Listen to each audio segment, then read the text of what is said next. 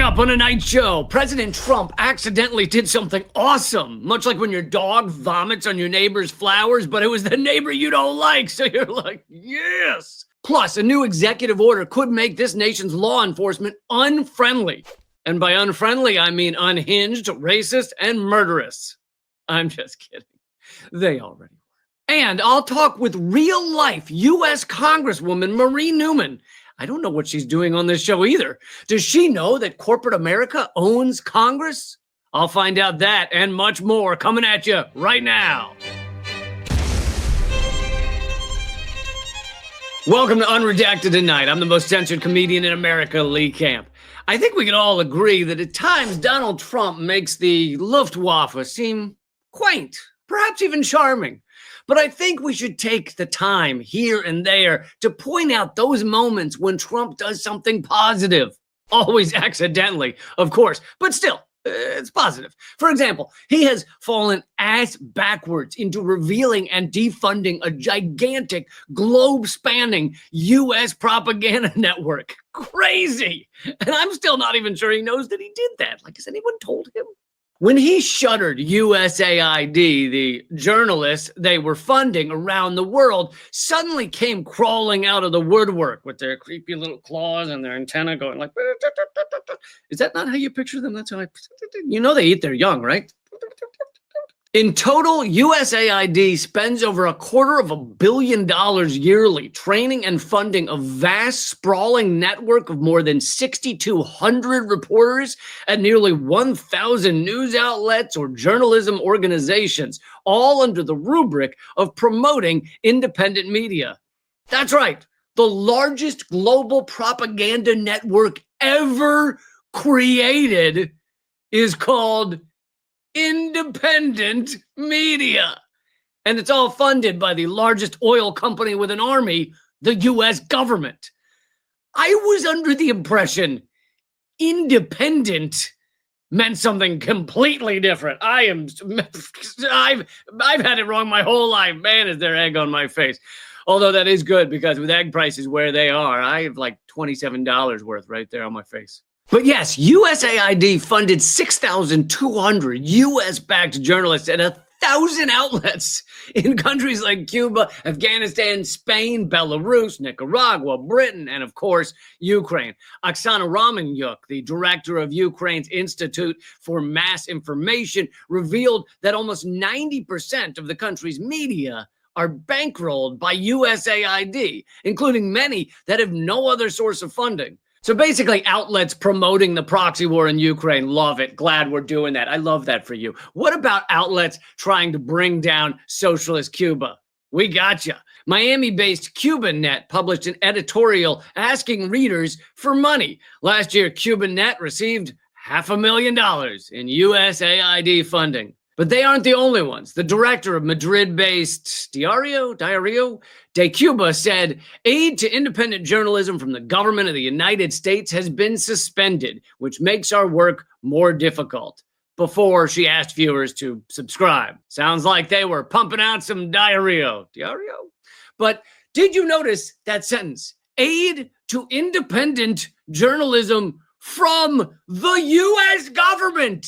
The hell are you talking about? That's like complaining the Condoms to Virgins program has been suspended and it's making it very difficult for our virgins to keep doing their work. I don't think those virgins were independent, if you know what I mean.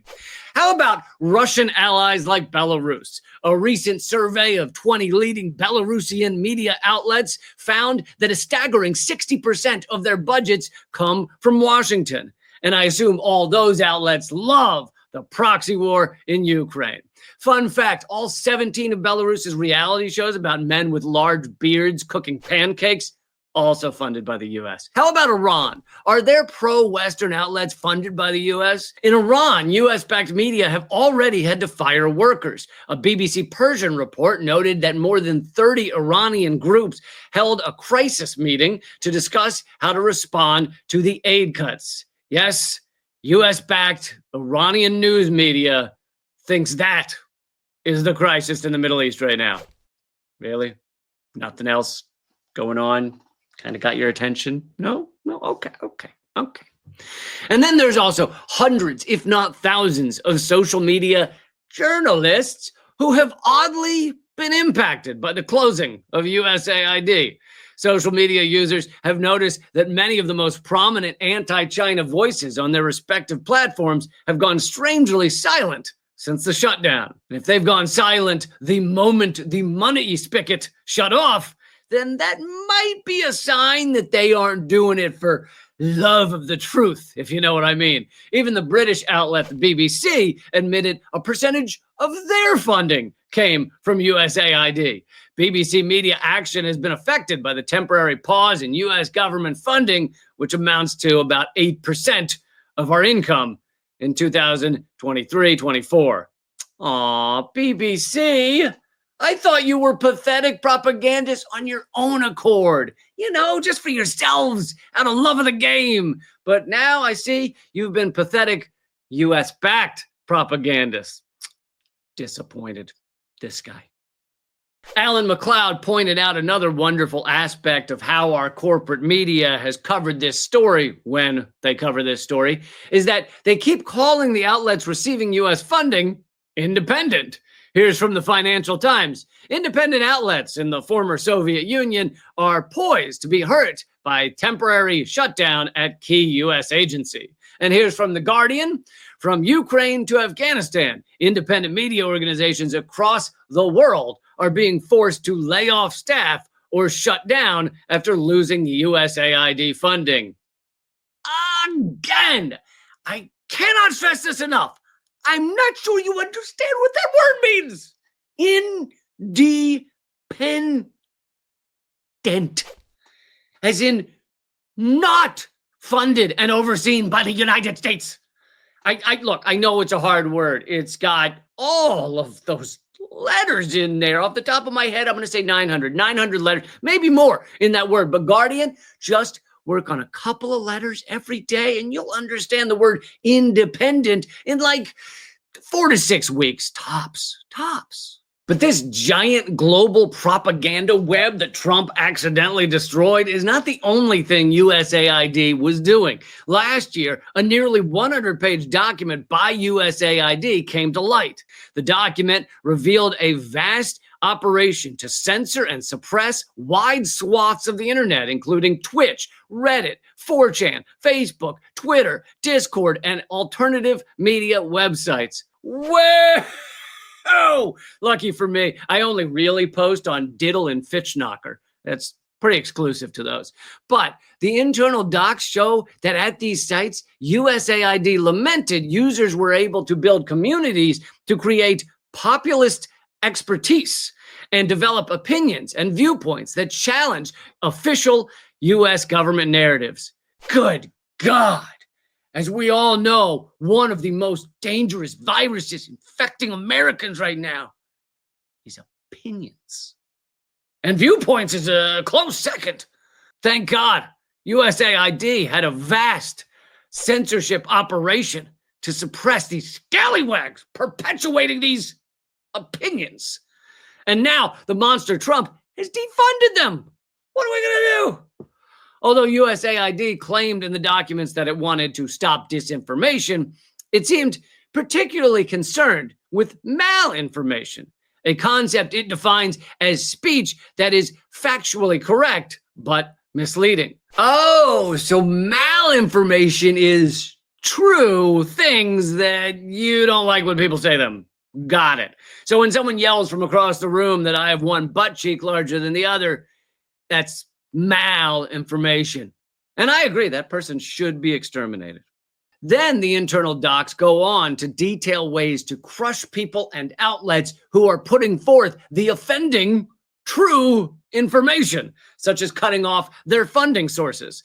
The report makes clear that its main concern is not China or Russia, but its domestic population. Domestic population?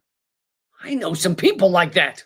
USAID suggests directing the public towards mainstream corporate sources of information. That would explain why every time someone watches an episode of this show on YouTube, the next thing recommended to them is a 10-year-old episode of Duck Dynasty. which is pretty good. I have to admit, it's enjoyable. USAID also recommends dealing with dastardly content like yours truly by psychologically inoculating Americans against inconvenient facts that challenge U.S. power by pre-bunking information before people see it. Pre-bunking includes discrediting the brand, the credibility, and reputation of the targets. Wait, that's what pre-bunking is? I thought it was when your scoutmaster brought you in to check out the bunk beds before everyone else got there, and then he became way too handsy. Huh, I guess I had that wrong all this time. But this means I was pre-bunked! Not the scoutmaster thing, the other one. In 2017, the New York Times and NPR did lie-filled attack pieces on me in order to discredit my brand, credibility, and reputation. They were pre-bunking me! Afterwards, I felt lied to, used, and violated. So it's kind of the same as the Scoutmaster thing. But I'm not comparing journalists at the New York Times and NPR to sexual predators. That would be an insult to sexual predators. Of course, it's not just USAID that has taken over social media sites. In fact, as Newsweek revealed, the largest undercover force the world has ever known is the one created by the Pentagon over the past decade. Some 60,000 people now belong to this secret army. The force, more than 10 times the size of the clandestine elements of the CIA, carries out domestic and foreign assignments. 60,000 undercover assholes? Good God! Doing what? The newest and fastest growing group is the clandestine army that never leaves their keyboards. These are the cutting-edge cyber fighters and intelligence collectors who assume false personas online. Ever thought someone in the chat of a show like this one seems like they're just there to cause havoc and create infighting amongst people who would normally agree about how desperately this nation needs to change? Well, it's not a stretch to say those trolls might be this secret Pentagon force of 60,000 people. That's more people than the entire military of a lot of countries. That's more than the number of people who enjoyed Apple TV's The Morning Show. Notice I didn't say watch. I said enjoyed. Anyway, I just wanted to thank President Trump for doing something he totally doesn't know he did. I don't think anyone's told him. He uprooted and defunded the largest propaganda network in the world. And hopefully this story helps remind everyone how skeptical we all have to be about pro-US empire news media. And now it's time for What Stage of Capitalism Is This? Trump recently unveiled a shocking executive action. Let me make sure I'm reading this right, because he literally wrote the entire title in all caps. Trump signed the Strengthening and Unleashing America's Law Enforcement to Pursue Criminals and Protect Innocent Citizens. Reading that title feels like I'm trying to tell my grandma something. Grandma! Grandma! You can't make a phone call from a loaf of bread! Grandma! Really, Trump? All caps? You know your crazy uncle who sends emails to the extended family about how the ancient aliens built the pyramids and every third word is in all caps, as if he's having a seizure while he's typing? That guy is now president. Anyway, this executive action, as you might have surmised, is about unleashing the nation's police officers because, as we all know, they have been heavily leashed. Sometimes they can't even leave their homes in the morning. Too leashed. Every time they're about to arrest someone, they just don't do it. Except for the 10 million times they do it every year, which means an arrest is made every 3 seconds in the land of the free. But think about those other 2 out of every 3 seconds cops could be arresting people, but they aren't. And I have a dream, just like Mr. Trump, that one day police will be arresting us every second of every day. Sure, we're the largest prison state in the world with more people locked up here than anywhere, but why stop there? Why not have the largest prison state in the solar system, finally beating out Oberon, one of the moons of Uranus? They've had the crown for too long. There's no can't in the word team, or something like that. And I'm sure all the current arrests once every 3 seconds are for horribly violent stuff, terrible people who need to be behind bars. Oh, we have the stats? Great. Throw them up on the screen, Gary. Fewer than 5% of arrests are for serious violent crimes. Oh, so the vast majority of police arrests are for tiny, meaningless crimes. But that's probably because cops are afraid to arrest the real bad guys, right? Because our police officers feel so leashed. Like, what if they hit a car trying to catch a guy, and then these poor police officers have to pay for the car they hit on their salary? It's disastrous. Luckily, Trump's new action provides legal resources and indemnifies law enforcement officers who unjustly incur expenses and liabilities in the line of duty. And that's a huge deal because they're already indemnified by taxpayers in more than 99.9% of such cases. Thank you, Trump. That 0.1% of police officers are going to finally feel comfortable doing their job. In fact, last year, I think that 0.1% was Officer Stanley James in Flagstaff, Arizona, who had to pay the department back for the 29 pens he had stolen. But they were some nice pens with they had little police cars on them. So, and Stan doesn't have that kind of cash just sitting around right now because his dog needed a surgery recently, okay? It was a nose job. Don't judge. Bailey needed it to feel more like himself, okay? Anyway, Trump is not only protecting this country's poor police officers' wallets. His new executive action also strengthens and expands legal protections for law enforcement officers. Finally, we won't have hundreds of cops locked away for murdering people every year. Or rather, how many are locked away for, whacking loads of Americans every year? Well, let's see. Last year was the deadliest year in U.S. history for police unaliving people. Police killed more than 1,300 people in the U.S. last year. But much like the number of people your wife or husband told you they slept with before they met you, that's not the real number. The Lancet Medical Journal found that the government undercounts police killings by more than half. So we'll be conservative. We'll say the police claim to kill about 1,200 Americans a year, which means they actually kill 2,400. So how many of those 2,400 police officers who did those 2,400 killings go to prison for murder? Well, a study in 2021 found just 7 officers have been convicted of murder in police shootings since 2005. That's 7 officers over 16 years. Since we found that on average, the police kill 2,400 a year, that means over 16 years, they killed 38,400 people. Well done, officers. That's more than the number of people who watched Apple TV's The Morning Show. You have deleted a ton of Americans. Some might call that anti-American, but not us. Sounds great to me. Love it. Okay, so divide 7 by 38,400, and we find that the police, when they murder an American, actually find themselves in prison 0.018% of the time. Oh, sorry, I forgot to round off the answer. This means they find themselves in prison 0% of the time. There is essentially 0% chance a cop in America won't get away with killing someone. Can you hear me, Grandma? You cannot call someone from all over bread.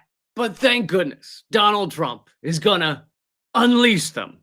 They no longer have to fear being one of the 0 who get locked up for just doing their job. Apparently their job is killing Americans. And perhaps it's worth pointing out that Trump is trying to make it impossible to sue law enforcement. So who is it who's suing law enforcement?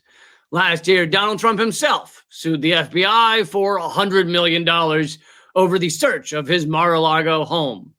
With any luck, Donald Trump's new executive action will succeed at stopping Donald Trump from behaving like Donald Trump. Hey, you may not think that the FBI raid on Mar-a-Lago hurt Trump that much, at least not $100 million worth, but You don't know the half of it. Among the abuses Trump claims to have suffered, FBI agents didn't remove their shoes before entering his bedroom. Yeah, pretty bad. Pretty bad. He had to burn that room after that. FBI shoes are disgusting from being up the asses of so many innocent people. So thank you, President Trump, for finally letting U.S. law enforcement off the leash. You know, one of the most important questions whenever you're dealing with politics is Congress owned by corporate America? Well, I figured, let's ask a congressperson. Former Congresswoman Marie Newman, thank you for being here. Well, I'm so pleased to be here. So I wanted to talk to a congressperson in order to find out if you matter. A widely cited Princeton study a few years back, you probably read it, found that statistically, Americans have literally zero impact on what goes through Congress. Like, literally nothing goes through Congress that doesn't align with corporate America already. And that's only gotten worse since the study came out in 2014. Basically, the federal government has been captured by corporate America. You've been in Congress. You were in the belly of the beast. Is that how you see it? Yeah, I do have an answer to that. Okay. We need all new people. And I'm not being exaggerating. I'm not being dramatic.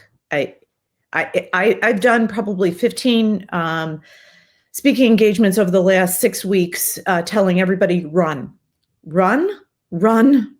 We need new blood. And I'm going to say something very mean.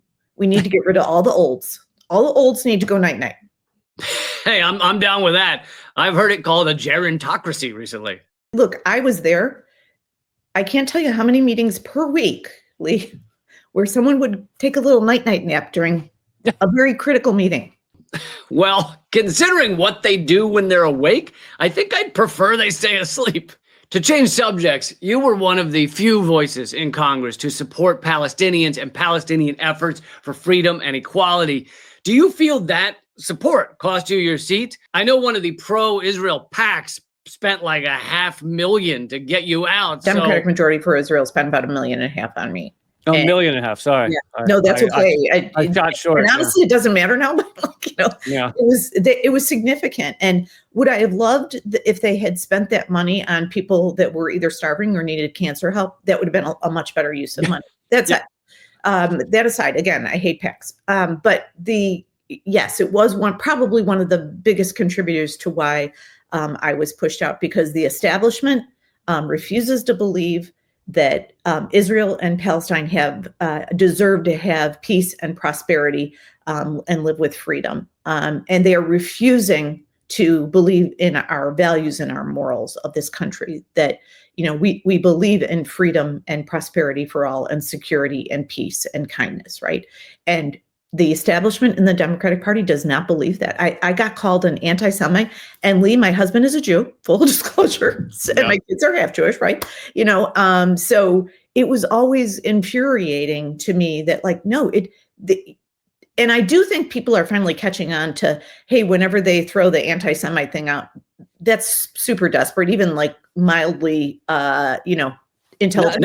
Not just desperate, but I think, as a Jew myself, it completely dilutes what the word anti-Semitism even means. So it becomes meaningless, and therefore allows actual real anti-Semitism to happen more easily. Right. It is a really, and it's very, it makes less of the issue, to your point, but it also is so deeply, for the 60% of Jewish Americans that believe that Palestine should be free, it's pretty dumb. Yeah, pretty dumb is a nice way to say super offensive and ridiculous. Thank you so much, Congresswoman Marie Newman. Really appreciate it. A delight to talk to you. That's just a bit of my 15-minute interview with former Congresswoman Marie Newman. To catch the full interview, become a member at leecamp.net or patreon.com/leecamp. And now, here are your headlines from the future. Coming up in 1 week, we'll read, President Trump asks other countries to self-extort rather than waiting for him to do it. That's so generous of him. And coming up June 10th, we'll learn, in a bold move of solidarity with Palestinians, Senate votes to scratch Made in USA off all bombs sent to Israel. Don't say the U.S. government hasn't done nothing for you. And in just 5 days, we'll hear women at grocery stores now selling their eggs to afford eggs. That's a fair trade. And finally, in 6 weeks, we'll read President Trump announces plans to reopen original Titanic, use it to house special needs children. What a man.